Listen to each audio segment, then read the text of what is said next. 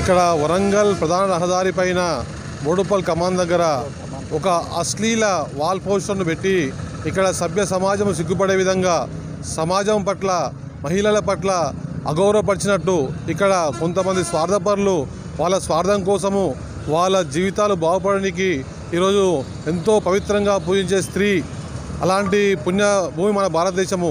ఈ పుణ్యభూమిలో మనం గౌరవించే ఎంతగానో పూజించే స్త్రీల పట్ల అశ్లీల పోస్టర్లు వేసి వాళ్ళ స్వార్థం కోసము డబ్బు సంపాదించుకోవడం కోసము ఈరోజు ఈ విధంగా ఓటింగ్ వేయడము సభ్య సమాజము సిగ్గు తలవంచే విధంగా ఉన్నది. గత 3 రోజుల నుంచి కూడా ఈ వాల్ పోస్టరు ఇక్కడ ఉండడము వాట్సాప్లలో ఫేస్బుక్లలో తిరుగుతున్నది. దీని పట్ల ఇప్పటివరకు కూడా ఫిర్యాదు కూడా మేయర్ కానీ ఫిర్యాదు కమిషనర్ గారు కానీ ఇప్పటివరకు చర్య తీసుకోవడం చాలా సిగ్గుచేటు. ఈ వాల్ పోస్టర్లు చూడడం వల్ల ఇక్కడ మహిళలు నిల్చోలేని పరిస్థితి. ఈ రోడ్డు పొండి పోయే వాళ్ళు కూడా ఆ వాల్ పోస్టర్ మీద దృష్టి పెట్టి యాక్సిడెంట్ కూడా జరుగుతుంది. కాబట్టి ఇలాంటి అశ్లీల పోస్టర్లు వేయడం వల్ల ఎంత సిగ్గుచేటు అంటే చాలా బాధాకరం.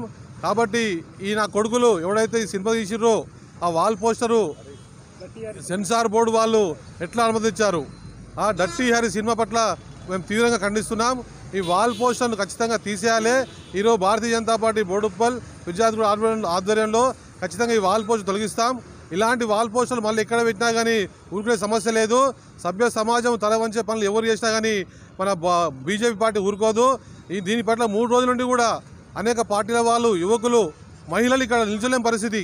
ఆ రోడ్డు పొంటి పోతే చూడని కూడా ఎంత అసభ్యకరంగా ఉన్న పరిస్థితి. కాబట్టి ఇలాంటి వాటిని తీవ్రంగా భారతీయ జనతా పార్టీ ఖండిస్తుంది.